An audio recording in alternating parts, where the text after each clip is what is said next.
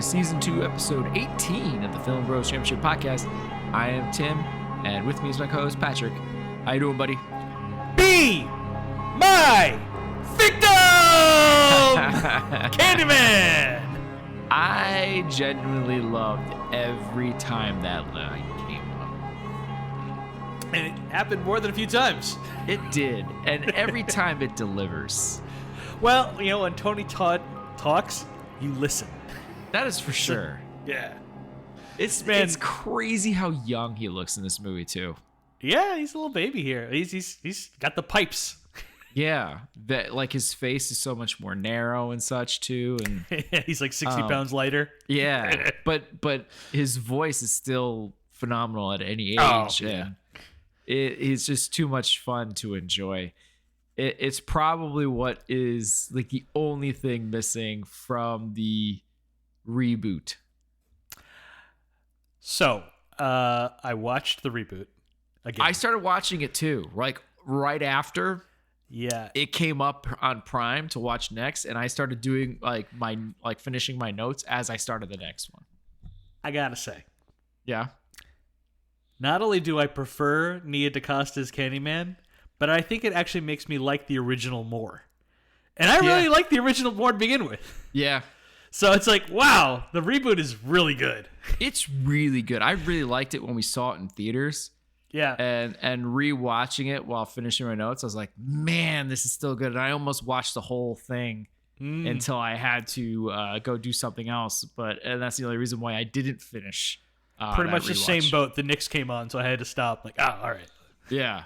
We'll get back to you later. I did a serious dent into rewatching it. I'm about an hour in. Yeah. Because I think this is the first time for me since it came out in theaters that I was rewatching it here. So it's been a little while, and it's going down easy on a rewatch. It's going down easy on a rewatch. Yeah. So I like how it builds on the myth, and I think if anybody can tell, we like this movie. Oh, sure. This is the second time for me too for the original, because it wasn't that long ago that I watched Candyman for the first time. Really? Right before the reboot was your first time ever watching it? I don't know if it was right before the reboot, but it is somewhat more recent to me that like I never really, I knew Candyman from a lot of the commercials for advertisements, back of comic books, that kind of stuff. But I really didn't get around to it till I'm pretty positive I didn't watch it until I moved into the current house that I'm in. Oh, wow. Yeah. No, I saw the original like over 20 years ago for the first time. Like when I was in college, I was just like catching up on horror movies I never got to see when I was younger. Yeah. And I was like, damn, this is really good. Yeah. I definitely watched it before the reboot. I know good. I watched it first. That's good. It helps. I think so. So whose choice was this technically? Was this my choice? Yeah, I think so. Okay, so let's get into it. The Candyman, a murderous soul with a hook for a hand, is accidentally summoned to reality by a skeptic grad student researching the monster's myth. You go on IMDb again for your summaries? It's so short and sweet. You love it, don't you? I do, but I feel like you're cheating. But okay. I don't care. I mean, this is second time in a row for you. We're going to be talking about this movie for like over an hour, so it helps to like get like fair enough. Sentence or two. Yeah. I'm curious to see the sequel. Is there more than one sequel? Yeah, there are two. Okay. I'm curious to see them. I'm sure they're not as good because I feel like this one in the reboot is so good on so many different levels, and it's just so unique. Well, it's funny. He doesn't actually get a name like the Daniel Robitaille name, which does not exist in this original movie, but does get referenced in the reboot until the second movie, Farewell to the Flesh. Yeah, and I've never seen it. The most interesting thing about it to me is that it's directed by Bill Condon, the guy who did like Dreamgirls and Gods and Monsters, Chicago, and Kinsey.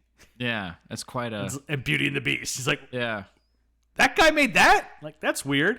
Also, it stars Kiki. What was her? character name was Kiki. That was her Cohen. like, Kiki Cohen from the nickname. OC. Yeah. Sorry, Yeah. Kristen Cohen. So those two things made me interested to watch the sequel at some point, but it is not this day. So let's get into the OG. Yeah, and I guess we gotta start off with our hero. So our hero is Helen Lyle, played by the absolutely gorgeous and fantastic actress Virginia Madsen. Yeah. Helen is a grad student at the University of Illinois, Chicago, researching urban legends where she stumbles upon the legend of Candyman. Say his name 5 times while looking in a mirror, and he appears behind you and kills you. Yeah. Tim, tell me your thoughts on Helen. She's a really interesting character, I gotta say. She's fully aware of like that she's not treading completely new territory. And so she's got to try to make a name for herself. Her husband's already working there as a professor, so she's like trying to tread down familiar territory, but still like make a name for herself. And she seems to be pushing herself pretty hard to do this. Yeah, there's this sense of like determination and I will succeed at any cost. Yeah, like she's willing to take any risk to really blaze her own trail, and and to her detriment. I mean, it's a problem for her later on. It is. But it's interesting. Like that's how she starts off. Like she's a bit of a jerk. Like the way she's going about really certain pushing things. her partner Bernadette pretty hard on trying to get her to come through. One of her husband's coworkers and friends at dinner, she's like, "I'm gonna bury you." Yeah. She's ready to go. But then the movie flips and then turns her into this victim, and you see like the complexity of it all. Yeah. Of what she's doing, and it's like there's like the devastation of her life unraveling before her eyes to this like what she thought was just a bullshit myth that people had invented to deal with trauma or something. And but at the same time, she was very understanding of the complexity too of how what they've done with redlining and what they've done to neighborhoods and how it's impacting certain neighborhoods. Yeah, which was all really interesting. So she seems pretty aware of stuff. So it's interesting to, even though she seems so much more aware, and I'm gonna do something that other people haven't done. It does blind her to when all of a sudden, it really comes back at her. Yeah, it's fascinating. She like it recognizes her privilege and then ignores it when it's inconvenient. Yeah. So like Bernadette is saying like when she discovers this previous murder of this Ruby Jean, and she gets told this by someone who lives in the projects of Cabrini Green, and it connects to the Candyman mythos that she was like recently stumbled upon. So she's like, oh, and she starts exploiting this woman's death, this real woman's death, to further her ends. And her partner Bernadette is like, a real woman died. Like this is messed up. And she's like, it's fine. And then later on, when she's talking about like it's a real shame that like the cops knew that this guy had killed a couple of people and nobody did anything until a white woman got hurt. And it's like, she calls that out. Yeah.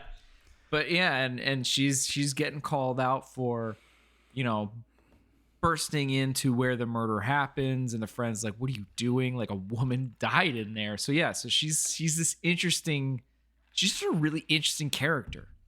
That she works on this many different levels with it. Yeah, and she still has this backdrop relationship too with her husband. And right away, they set up the distrust she has towards the husband. How do you think her and Trevor met? I'm wondering if she was one of his students at some point. I had the exact same thought. I'm like, they he never does this say it though all the time. Yeah, he likes girls until they get complicated and start like being close to his equal. And he's like, all right, I'm out. Yeah, it's interesting because he's kind of a backdrop character, and it really only pops up here or there. But they lay enough. He's busy cheating. Yeah, they lay enough of the groundwork where like they don't have to hit you over the head with it, but it's pretty obvious that she is completely right. Like her suspicions are correct. Yeah, she nails him from like the very beginning, and he just tries to brush it off. Like, basically calls her out because I'm pretty positive that woman he's flirting with in the class in the beginning of the movie is the one that's ended up. That Yeah, no, that's Stacy. Yeah, that's her. Yeah. So yeah, she caught it right away. So she's smart. She's very smart. Smart character. 100%. But like not as smart as she thinks he is. Like she's in over her head. You can tell like when she has that dinner with her husband and Purcell, and he's like, "Do you even know the actual story behind Candyman? Like I did a paper on this guy like 10 years ago. Let me tell you the history." And you can tell like, "Oh, this burns her. It hurts her so bad." And because of that, she goes back to Cabrini Green alone, and that's how she ends up getting attacked. Yep. Yeah. Because she is she's reckless. She's definitely reckless, and she gets called out by a lot of other people. But yeah, it doesn't. I don't know. She as much as she is kind of being I don't know. I'm trying to think of the right way of it because like it's reckless. Maybe this is not a good thing. She's using her privilege, but she's also recognizing it. But at the same time, she's like these other people that she's trying to win or be on top of are not great people either. So it's like you're kind of rooting for her as well. I mean, when you cast a know-it-all with a British man, an older, fat British man, it's like, okay, we obviously know this person is short-coded for arrogant. Like, we don't like him. And very unfortunate hair. Yeah. Balding plus long, never a great look. It's not good. Yeah. Works for like Ben Franklin, and that's it. That's a good call. He definitely had the Ben Franklin look. I gotta tell you, I love Virginia Madsen in this movie. She's great. I've never seen her be bad in anything. Yeah. But she really gets some moments to shine. There's a few. I mean, actually, it's filled, but I really every character she was working with, I think, is great. But I really love the when she breaks out of the hospital. Yes, and she comes back to exactly the point. Trevor's there. Yeah, and man, does she cook in that scene? She is on fire. The way she's every facial expression, she's so expressive. Everything, like she doesn't have to say that much dialogue, and she's expressing so much in everything. And she hits I love every emotion on her face. Yeah, until she sarcasm, the throwing the paint on the wall. I hate the color scheme. I mean, there's a lot of great deliveries from her in that scene. And I love it when she recognizes how scared they are of her. Yeah. And she's like, "What's the matter, Trevor? Scared of something?" Yeah. And like, it's a nice callback to it at the end of the movie too, at the credits. Right. Yeah. And after that, after she like realizes like how scared they are, she like kind of snaps back to reality and like has like this like quiet breakdown of like, yeah. Well, that's it. My life is over. You were the last thing I had left. It's over. And it's like, oh, what a scene. Yeah, and I mean, it's interesting, man. It's really interesting, and you can see how she gets kind of, the Candyman is saying things that start to make sense to her. Like she gets broken down little by it, and it's just really interesting. It's, much more than I noticed probably on the first time. I didn't notice as much that I'm noticing more in the second time, but you could see it, especially in that bridge sequence. When she's at the bridge after that whole scene, being like, wow, what is there next? And Candyman starts talking to her again. So, I mean, it's such clear motivations from her the entire time. I feel like as much as you can be like, oh man, you're in over your head and you're a bit reckless, but like you always understand her motivations. I think she's great at delivering it all, and yeah, she's really good. Also fun to look at. Don't want to dismiss that one entirely. She always is. I don't think she's ever been afraid to show skin to. And does it here, and I appreciate it. Thank you. Yeah, a couple times. Yeah.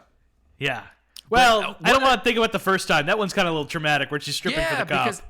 This isn't fun. This is not fun nudity. This is sad nudity. It's a really good scene where she's like, please let me clean off or something first, and like even like when the shirt's coming off, and this is some good directing and editing, because you hear how saturated her clothing is, and it makes her kind of get even that much more emotional.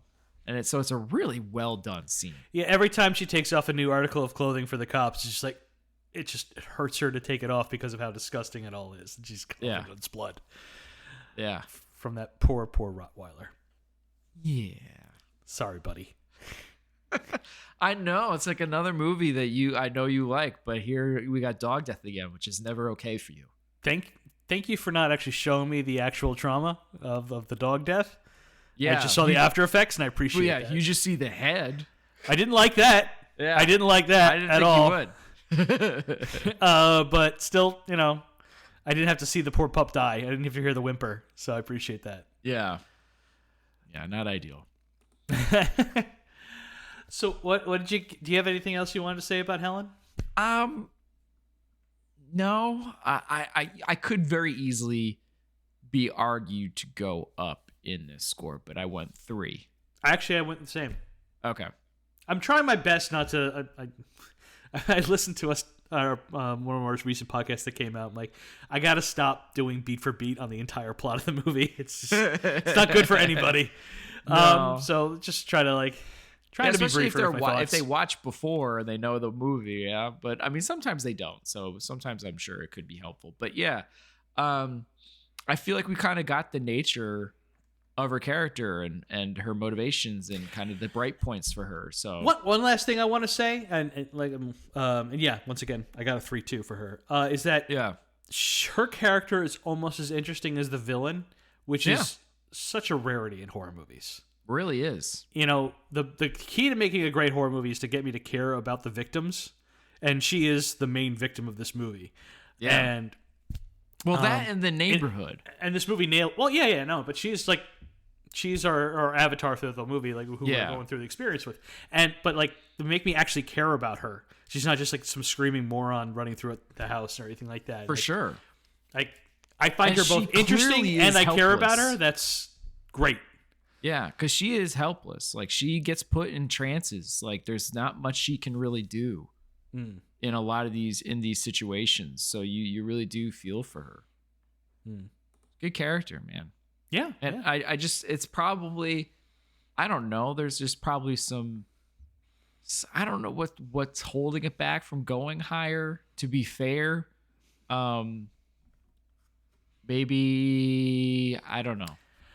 I don't know. I think I would have liked to have seen maybe a little more interaction between her and Trevor, and just show what the build of her resentment towards him and his colleague. Yeah. Because when we meet her, she's already screw those guys, and it's all right, but other than that, maybe a little more humor, because the little bit we get, she's very funny in the very couple seconds of the movie where she's making fun of a guy talking. I was like, bye, duh. Yeah, the only other thing I could think of is maybe a little bit more. I mean, she does get kind of a heroic moment, even though no one else will perceive it that way. That's sad the tragedy of the movie. Yeah, exactly. No one will ever know, but maybe a little bit more of that throughout, or something, a little bit more something to cheer on about, or something, maybe a little bit more win here or there to maybe feel that tragedy even more, that if kind of technically fails although wins, it's kind of weird. But yeah, so something a little bit more. Let's get into the meat and potatoes of this movie. Yeah, you start off with Candyman talking. What you get? Yeah. So our villain Tony Todd plays the Candyman, and the movie, like you said, the movie opens with his narration, because this movie knows where his bread is buttered. Yeah, that voice. Do you think that Helen's supposed to be reincarnation? Because it's always been you. That's kind of, you start the movie off. That's what he's here for her, And they even kind of go back to the mural, and I almost trying to imply that it looks like her. It does not look like her. I was about to say, I'm like, I don't know. Maybe they cut off his painter's hand because it doesn't look like a great likeness of Virginia Madsen. Yeah. So I'm just like, I don't know. It's a weird thing. It's hard to read that. One of the issues with this movie is that there are like threads that are just like never fully untangled. Right. It's like so it's like, all right. And in fact, it's not until like the reboot that some of them actually like, yeah, we're just gonna like that whole like where there's at some point in this movie, Helen goes into like Candyman's lair. Yeah. And she sees some like candy on the ground with razor blades in them. Yes. Never gets talked about, never gets picked up again. It's not until the reboot that we talk about that. Yeah. It's like, unless they do it in the sequels that we don't know of. True. That's very true. I don't know. But still, it's like, But let's get back into Candyman. So, like I said, Tony Todd plays the Candyman, and the movie opens with his narration. They will say I have shed innocent blood. What's blood for, if not for shedding? With my hook for a hand, I'll split you from groin to gullet. And she's like, man, Tony Todd speaks, I listen. Yeah. Woo! And then all the bees go up and everything, and it is quite a start. Yeah. You know, and his voice is awesome. It's so good. And eventually we learn his legend from Purcell, his origin story. Right. It starts in 1890. He was the son of a slave who got rich from designing a device for the mass production of shoes after the Civil War. And Candyman was sent to all the best schools and grew up in polite society. He became a great artist and was much sought after to paint portraits of the rich. He was commissioned by a wealthy landowner to capture the daughter's virginal beauty, and they of course fell in love, and she became pregnant. The landowner paid a pack of brutal hooligans, as he says. Just like, wow, that's the nicest way to say a racist mob.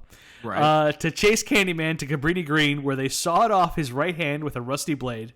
Then they broke into a nearby apiary and stole the honeycomb, which they then smothered over Candyman's naked body. He was then stung to death by a swarm of bees, and the mob then burned his body and spread the ashes over Cabrini Green, where he's just haunted the area for the rest of eternity. Yeah.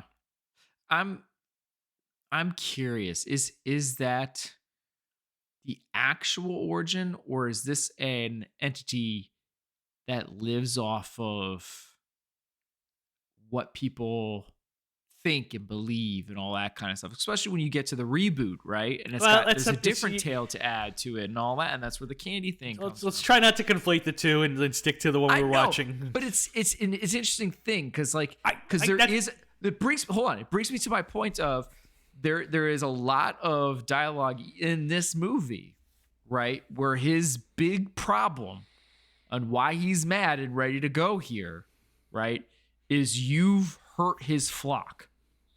You've messed with people believing in him.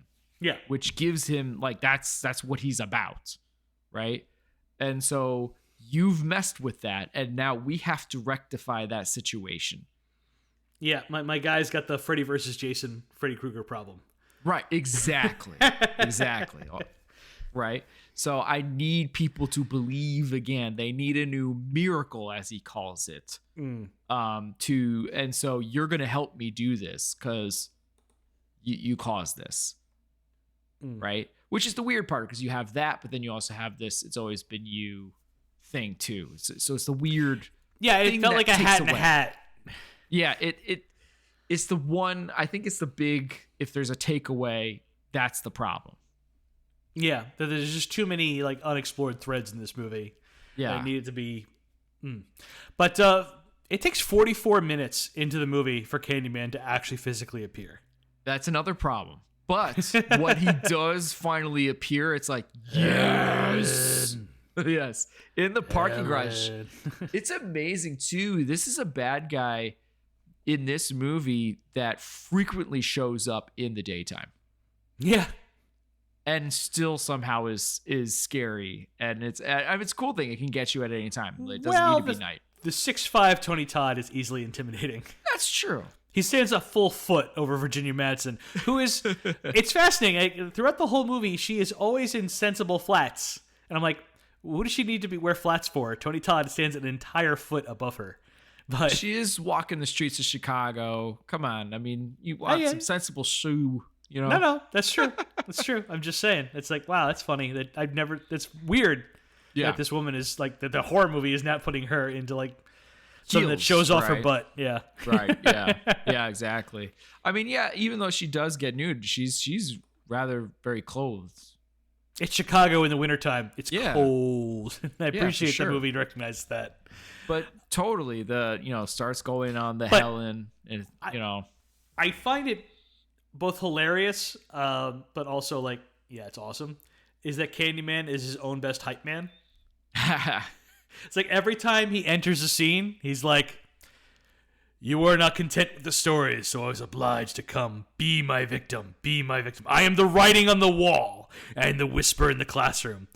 Without these things, I am nothing now. So now I must shed innocent blood. Come with me." It's great. Yeah.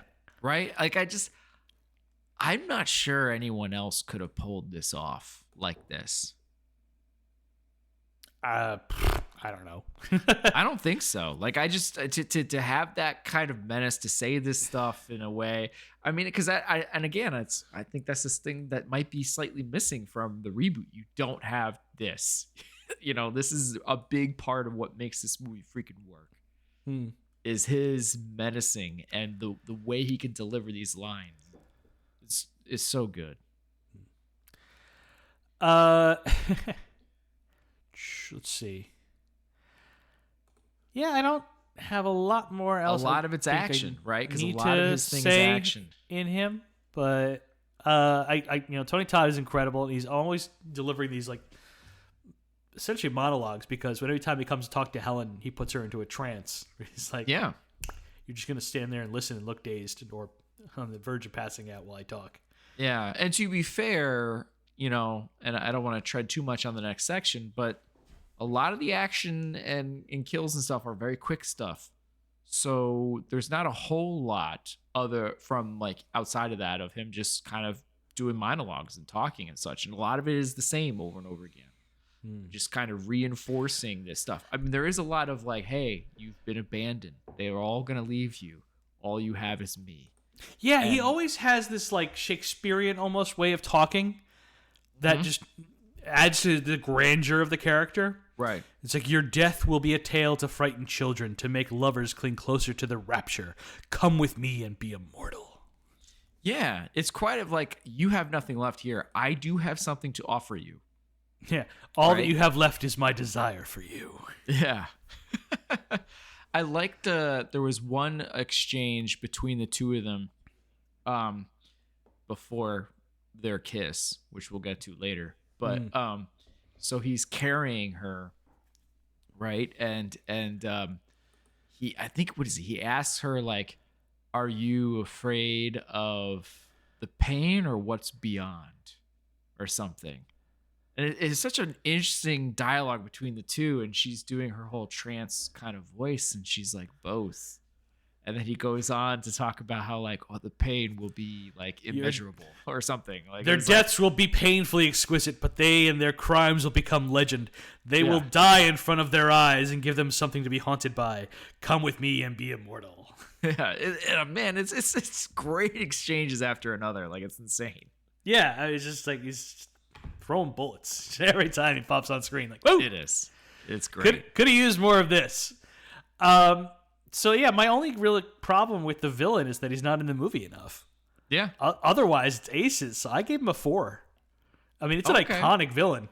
He's not in it enough, and I feel like, and it kind of is a little bleed through with action. So I don't know how fair it is, but like he's kind of got one move, and there's not a whole lot else to go with it. So I blame that in action. That's my criticism is in action. That's why I said it's kind of it might be unfair. I went 3.5. Okay, we're not far off. Yeah, for sure. All right, well let's get into action.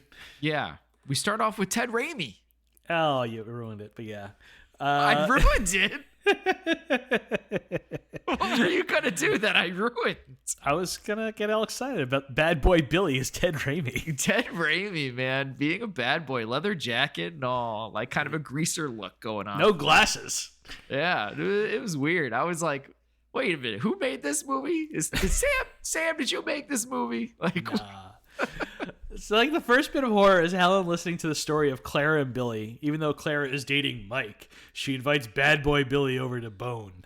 it's like a weird Twin Peaks thing. You're not far off. Clara invites Billy into her bathroom, and they begin to say Candyman's name. Because, Yeah, it's like, a weird turn on thing. I don't get that. Sometimes chicks are turned on by danger in horror I guess. movies. But then also tells him to leave, so I don't, just to get him. Well, she stops him after he gets to 4. He's like, no one's ever gotten to 4. He's like, that's it. Stop. Go downstairs and have a beer. And then when he's down there, she turns off the light and says his name one more time, and boom, there he is. And we cut to bad boy Billy having a beer on the couch, and all of a sudden the ceiling cuts open, blood starts pouring out. Loved it. Yeah. That's I don't think I've ever quite seen that before like that. That was a cool scene. I don't know why the floor would get cut like that, but I thought it was really cool. That was weird too. Yeah. It was like, this doesn't really make sense, but I'll allow it. Yeah, exactly. I do give this movie bonus points for lots of blood. Yeah, no, not shy of dropping the corn syrup. Yeah, a lot of a decent jump scare with Trevor jumping into bed with Helen. It's a nice patience in the scene with her like waking up, sure that somebody's there, but then seeing no one, so she goes back to sleep, and then boom, Trevor jumps into bed. Trevor, she does that whole thing, yeah. And then jumping on him, and he's clearly smashed. And she says, I think the word smashed. He says, "I'm smashed." And okay, he's a little horny. Yeah. Yeah. So I guess he's been up late drinking with Stacy. I don't know. Yeah, trying to get with a student. Yeah. Asshole. What a jerk. Yeah. So and the scene where Helen goes into the bathroom playground. Okay. Well, I mean, there's another somewhat jump scare. All right, go ahead. That I thought was slightly decent, and that's when they're they're in Cabrini Green, and they're in the apartment. Cabrini Green is that? Sorry, I said Carini instead of Cabrini. Sorry. Anyway, so they're about to get to her apartment where the crime scene is, and the neighbor opens up the dog jumping out. That was that one actually got me a little bit more than Trevor on the bed. Oh, okay. To each their own. Because it's a very abrupt, like, loud door and dog bark that kind of was like, oh. Okay. Oh, so I hear a dog bark and I think friend. Yeah, it was not a friendly bark, but okay. They're all friendly barks. It's a Rottweiler. I don't know. He just needs a hug. I do like Rottweilers. I don't think we ever got that poor pup's name. Shame. Yeah, I'm not sure. So Helen enters the playground bathroom and finds similar graffiti she saw inside the project building. Sweets to the sweet. But this time it's written in shit. Yeah. Helen opens up one of the toilets that has a shit arrow pointing down to it and discovers like hundreds of bees inside. Yeah.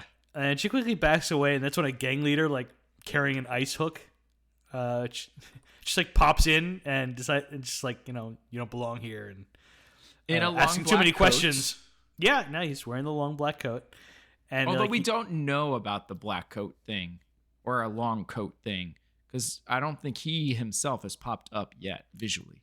Just in that quick shot in the story, that's all we got.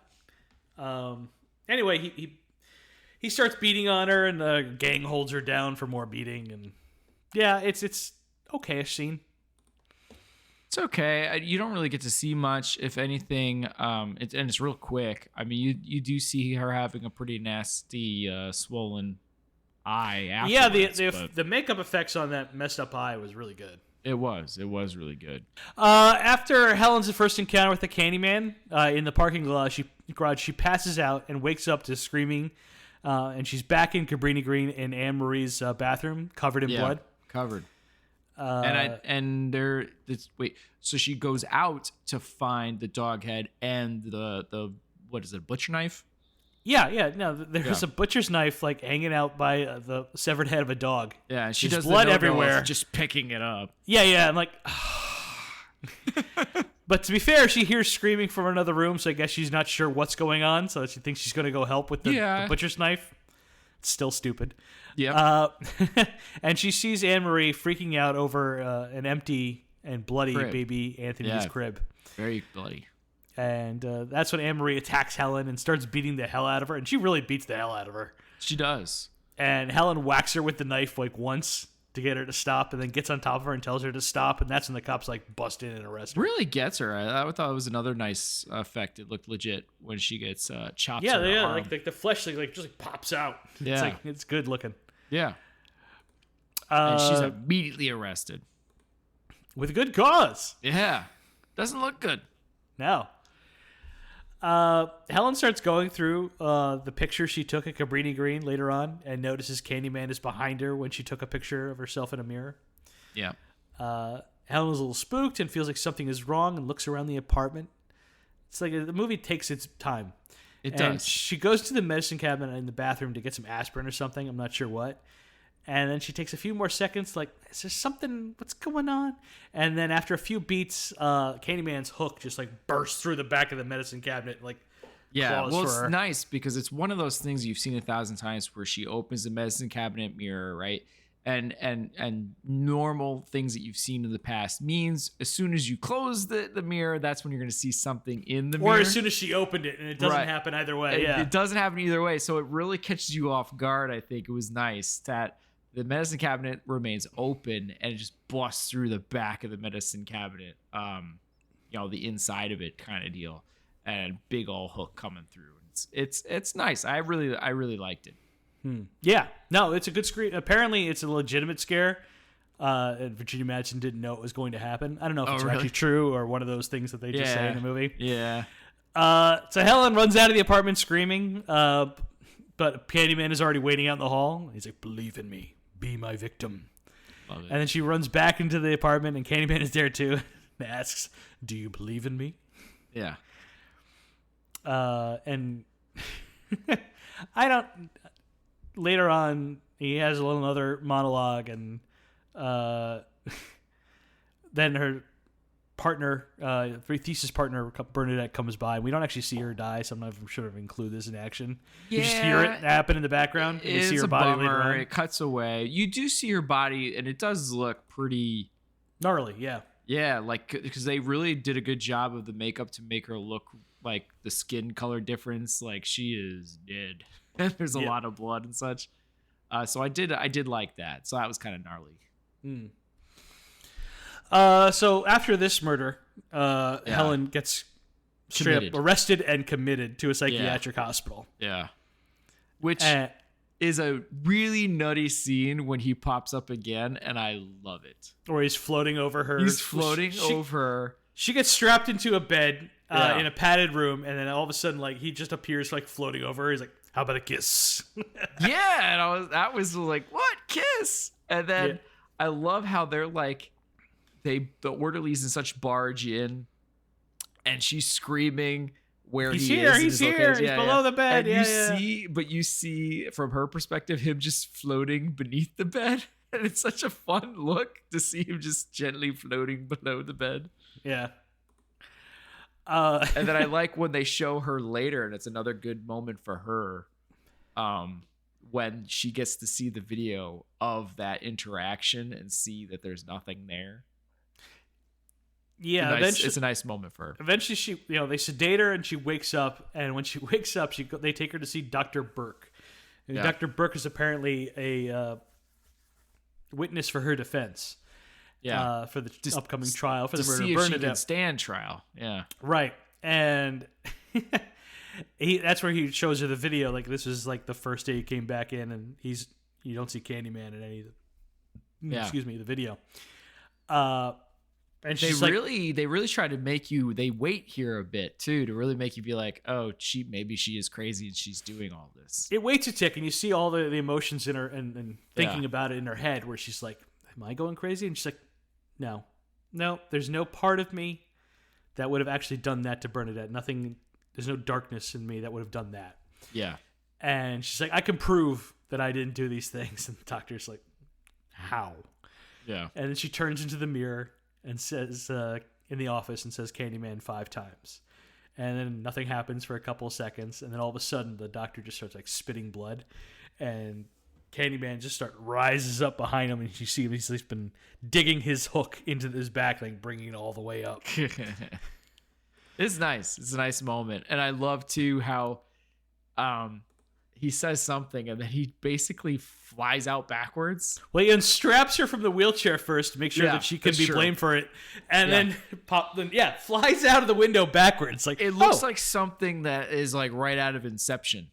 The way he just like almost gets sucked out the window backwards, almost. It's great. Yeah. Or what's that other movie he did where everything goes in reverse sometimes? Not as good movie. I forget the name of it. Shit. Tenet? Yes. Yeah. It looks like something like that. But it's neat looking. It really is. Yes. Yeah. It's like that, but good. Yes. So Helen escapes via the same window and goes into a neighboring room, knocks out a nurse, steals her clothes, and escapes the hospital. Convinces her to open the window and falls on her, and just her head hits the back of right in the floor and just knocked out. Yeah. Let's see. Then she essentially decides, like, okay, she's going to submit to Candyman in exchange for baby Anthony's life because she's got nothing else going on. Like, might as well save the baby, basically. Yeah. And Candyman like picks her up and puts her on an altar inside his like lair in Cabrini Green. Yeah, another trance-like state. And he almost like begins like fingering her with his hook. Yeah, I noticed that. That's not good. And Helen puts her hand on his chest. I'm not sure either because she's kind of into it or she wants him to stop. But that's when she gets stung by like a bunch of bees that are like clung to her hand. And then Candyman like opens his coat to reveal like a hive inside that's living inside this mutilated corpse of a body. Yeah, and then they start coming out of his mouth, which I'm curious how they did it. I'm assuming it's a prosthetic that made it look real or what? Do you know the details? Real bees in his mouth? Oh, yeah. I guess with all the stingers removed, but... Nope. No? How? All the bees are 12 hours old. So the stingers are there, but they're less poisonous, and they're more docile at this point. Wow. Yeah, I'm going to get into some stuff a bit later about it, but yeah, it's like... Oh my gosh. He must have gotten such a payday for the second one. Him and Virginia, well, I don't know, but him and Virginia Madsen to do that stuff again.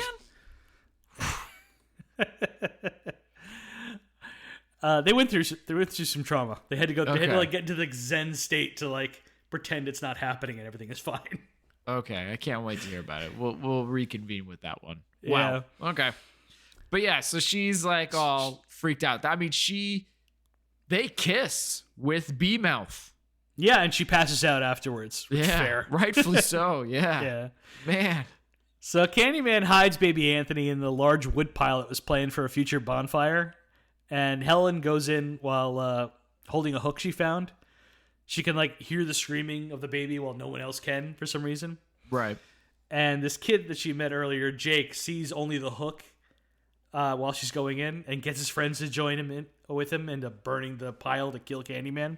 Yeah, and soon the whole community is there to join yeah, once the thing is lit up, they all come in and check it out. They're all chanting and burn them, all that kind of stuff. Helen finds the baby and Candyman like grabs Helen, tells her they will soon be ashes, and intends for them all to die together.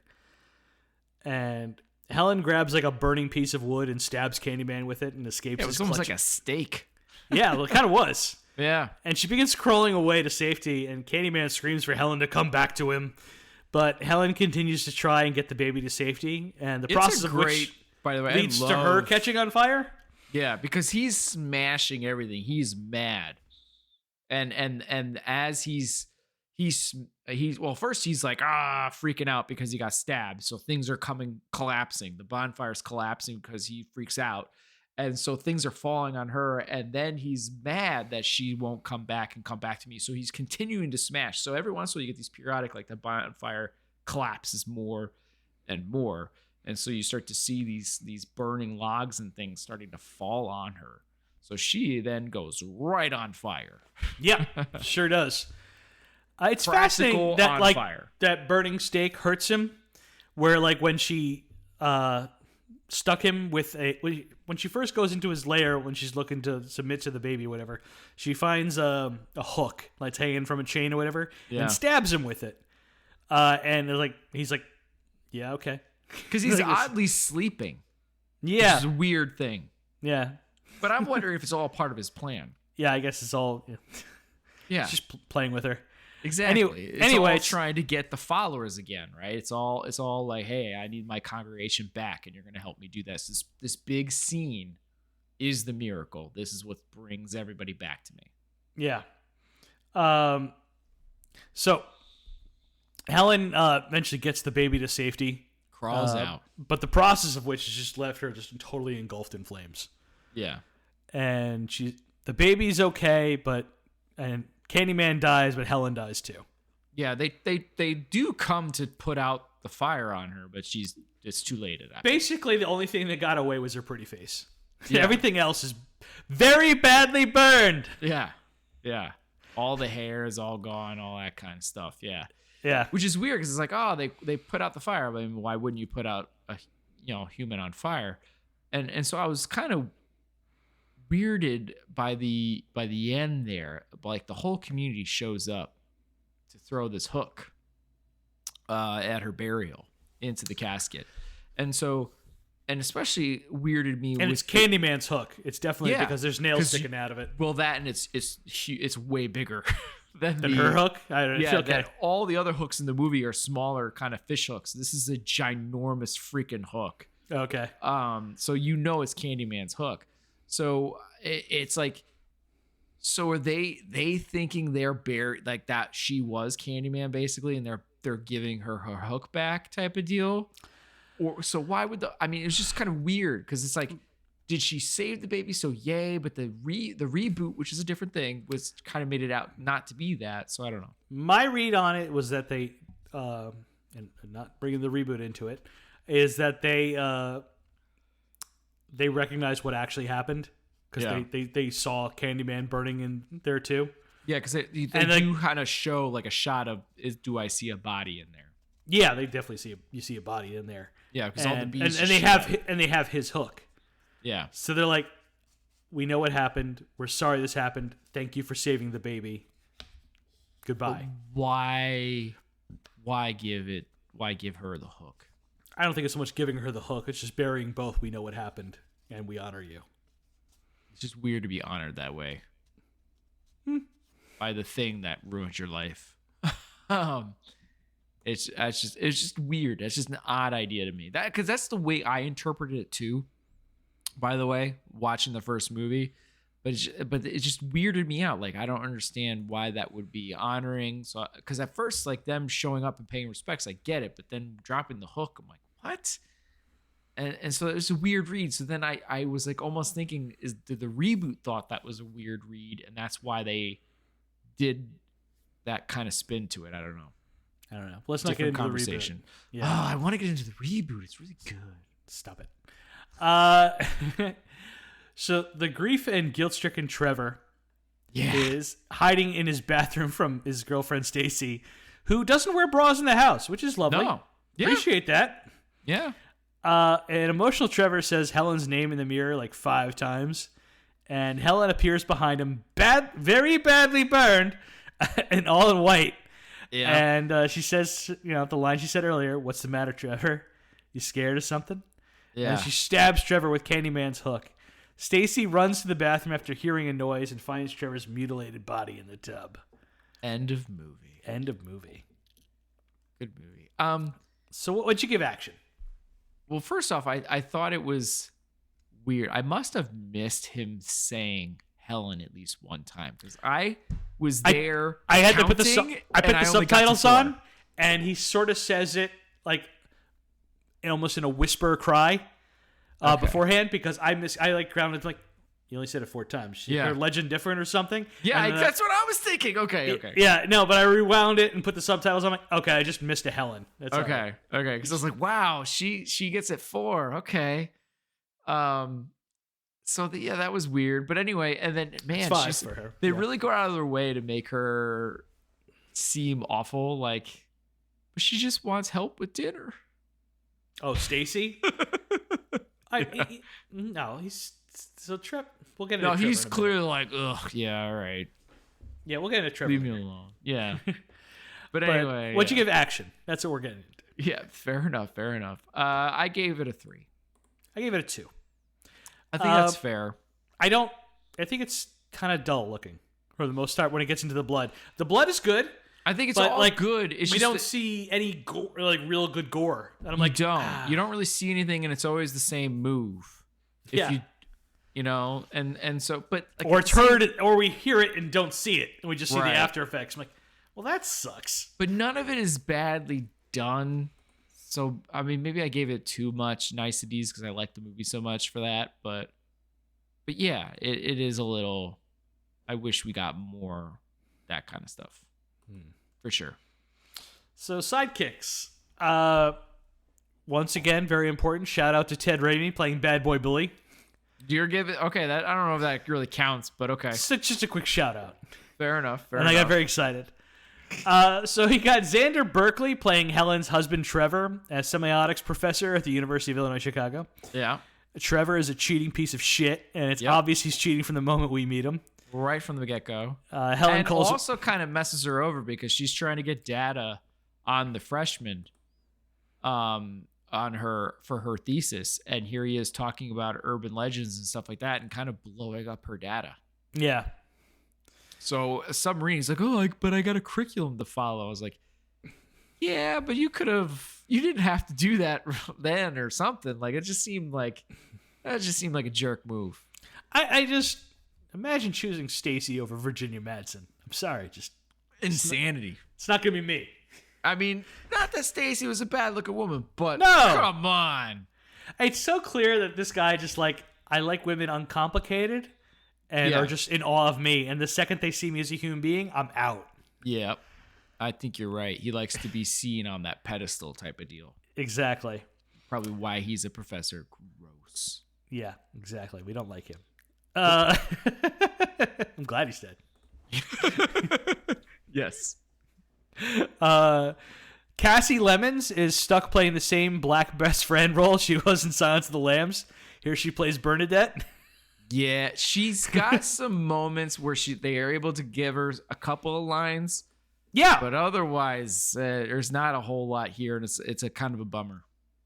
My favorite bit with her is in the car on the way to Cabrini Green for the first time. Yeah, and Bernadette is just like packing heat, as Helen calls it, like mace and a taser. And she's like annoyed with Helen for this dangerous plan, especially with her having them look like cops. And Helen calls her out for it. Yeah, calls out her ridiculously dangerous tactics here. And she's like, I only told you to dress conservatively. And when they get to Cabrini Green, the gang downstairs immediately calls them cops. Yeah. Like basically everything she was warning about comes true. Right. And she's like, woman died. Like, this is screwed up that you're using her death to further your aims here. And she's like, totally. It's fine. It's fine. But yeah, and it's a bummer too that she's there, and you do see this fun friendship. Oh, they get younger and younger and all that right from the get-go, right?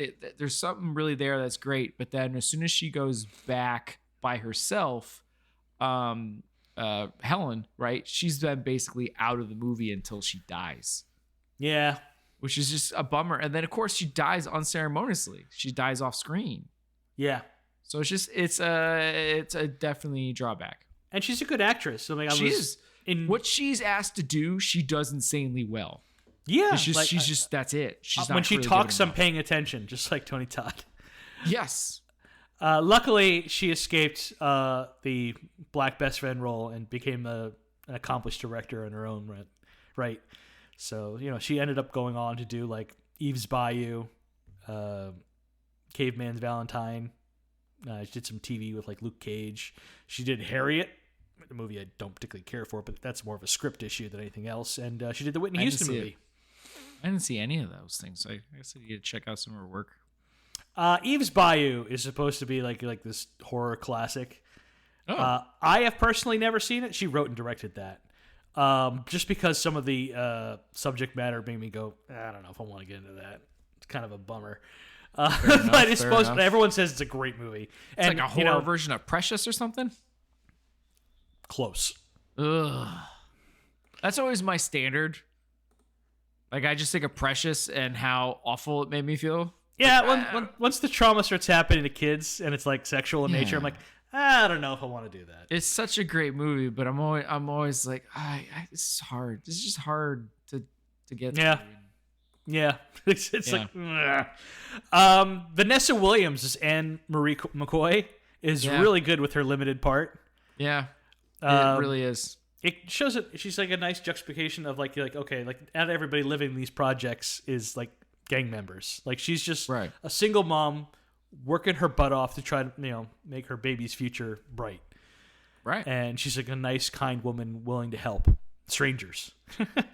Right. I mean, she's rightfully, what the heck are you doing here? Yeah. But it's like, hey, we're just from the college or university. So she ends up talking, which a lot of people won't. Mm-hmm. And she tells the whole. She was the one who called 911 when Ruthie Jean got murdered. She heard the whole thing happening. Yeah. And she displays like this quiet fear pretty brilliantly. Yeah. And she just talks about, she's like, I'm scared because he can walk through walls. It's like, who? Candyman. And it's it's a really good scene. Why I feel like even if you had like a thing like, this is a new dog, I just got this dog or something, you know what I mean? Like, because clearly she's scared. We should have gotten more info about the dog. I agree. Yeah. Sorry, but you know what I mean? Like I like it would have helped even more. But yeah, poor Pooch. Yeah. And I also want to shout out Dewan Guy as Jake, as the child actor. Who shows Helen around and ultimately leads the bonfire and everything like that, and even saves her life by calling the cops when she gets attacked in the bathroom. And it's actually one of the bad moments for Helen's character too, because she clearly manipulates him. Yeah, manipulates this kid, abuses his trust. Like as soon as he's like, "I'm not scared of anything," why are you scared? And does it? It's like, oh man, that's not good, Helen. That's real. No, it's not. Yeah. But he gives like a really nice natural performance. Like you don't like cringe at any of his line readings. And I agree. Really, really good child actor. Yeah. I suppose he's still acting today. I haven't seen him much, but wish him all the best. Oh, okay. Yeah. And that's all I got to say for that. I gave Sidekick a 2 as well. That's what I did. Yep. 2. Okay. So my final score was an 11. Oh, weird. Where did I go high? I went 11 and a half. Okay. Where did I give the high point to? I thought we were basically the same. You went 4 for villain. Oh, wait. Did you give something? You were higher on action. Oh, that's what it was. Okay, yeah. Because we were basically evened out everywhere else. So, yeah, I went. Okay, I went 3 for action. You went 2.5. Okay. So Tony Todd negotiated a bonus for this movie. $1,000 every time he's stung by a bee. Oh, wow. Okay. For this movie, he was stung 23 times. Oh my God. Oh no, that's horrible. Supposedly, over the course of playing the character, it was only 26 times. So only 3 more stings over the course of 2 more movies. So he got better at it. It got better, yeah. Or maybe he got more skilled at kind of knowing how to make sure zone out while the bees are on him. I don't know. Make sure it doesn't sting him or something. Probably just like no more bees in the mouth. We're not doing that. Yeah. Does he get to just say, or do they have to check him? I'm curious how that went. What do you mean? Like, does he just get to claim like, hey, I got stung 3 times today, or does someone have to actually be like, show me? They probably have to treat it. So it's like, yeah, I guess so. Yeah. Man. Supposedly, every time they were done with the bees, they had to like use this like little like vacuum cleaner that was safe for the bees to like take each one off, and it would be like a long process. It's like he had so many bees on him. It took like 45 minutes to get the bees off of each one of them. Oh my God. And so like Virginia Madsen and Tony Todd just be like hanging out, like trying to be zen and quiet and calm while they slowly took the bees off of them. Do you think they put like Enya or something in the background and stuff? Like what? Couldn't hurt. It couldn't hurt. I don't know. Oh my gosh. Trying to have some polite conversation. So Virginia Madsen said that the Candyman was intended to be an African-American Dracula and thought it was appealing that African-Americans get their own Dracula. To me, this feels disrespectful to Blackula.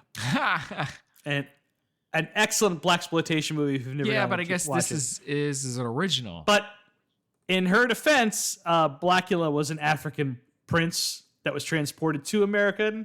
So he wasn't an African American. So we just let this go. No, but I think what she's trying to say is she's not. I got no actually offense of what she's trying to say. I just want more people to watch Blackula. Oh, fair enough. Okay. Candyman got positive reviews. A 3-star review from Roger Ebert. Hard thing for a horror movie to accomplish. Yeah, it really is. He said elements of the plot might not hold up in the clear light of day, but that didn't bother me much. What I liked was a horror movie that was scaring me with ideas and gore instead of simply with gore. Yeah, not too much gore other than just a lot of blood, but yeah. Certainly didn't have too much of that. But yeah. I get what he's saying. Like there's so much more going on with this movie. Like it's a pretty deep movie on multiple levels. And I think that's probably why I love the reboot too, because it goes beyond that more. So I'm sorry I had to bring it up. We should have put a $1 jar every time you said something about the reboot. But see the reboot, people. I agree. See the reboot. It expands on all these ideas in better ways, in my opinion. Yes. So, Candyman had a budget of $6 million, a little over $13.1 million today, and made a little over $25.7 million worldwide, and just under $56.5 million gross. Candyman debuted at number 4 at the weekend box office, losing to Under Siege in its second weekend, The Last of the Mohegans in its third weekend, and The Mighty Ducks in its fourth weekend. Those are all real good movies. I'm not going to lie. What a time to be alive. I know, right? 92. Look at that. October 16th, 1992. What a weekend. Very close to your birth, man. Look at you. Yeah, I was turning 9 years old. Big time movies for you. Although you probably only watched Mighty Ducks at that point. Yeah, true. We Under Siege came out on VHS. Yes. Years later for Last of the Mohegans. Yep. Yeah. So that's it. That's all I got. Did you? So you gave it 11, right? I gave it 11. So where are you putting it then? Because that's tied for you for Sleepwalkers and Hellraiser 3. I'm putting it below both. Wow. Okay. I know that hurt your feelings. It did a little bit, but it's okay. I have to say I was a little bit. I was like, oh no, I didn't want it to be below Sleepwalkers, but I was like, you know what? I'm gonna give me above Sleepwalkers. Yeah, I didn't want it to be above Sleepwalkers, but I'm gonna just stay true to what I scored it with. So honor your score, sir. It's kind of what I went with it. As much as I really did enjoy Sleepwalkers quite a bit. So, yeah. So I mean that means two more movies to go. Tim, what do we watch next week? Well, I'm just saying our top 5 now is a little just not as even as it used to be. We are going to watch, because I kind of want to save a certain movie for last, so I'm going to make you pick it, obviously, because it's the last one. I win again. You do. It seems to keep happening. What the heck? I'm going with Death Becomes Her. Let's go! Yeah. I have not seen this movie in a super long time. I think I rewatched it once, but yeah, it has been a dog's age. Yeah. At least 20 years. Sure. Incredible effects by Zemeckis, and great performances by Bruce Willis, Goldie Hawn, and Meryl Streep. I think if I remember, they're all sizzling. They're all great effects, and I remember watching this movie young, being like, "This is such a weird movie." Yeah, it's definitely a black comedy that's like offbeat. Yeah, and I don't know if I completely understood it, but I remember watching it being fascinated no matter what. I mean, let's say it came out on VHS the following year and you watched it, which I think we all did as a family. Yeah. So you mom, would have been, Goldie Hawn obsessed. Makes sense. You would have been like 7 years old. Probably. So yeah, that's fair. Yeah. You wouldn't quite. It's just real fascinating. And so yeah, I've probably seen it a whole bunch. But then it stopped at an age. So I am really fascinated to revisit. So I'm excited. Same.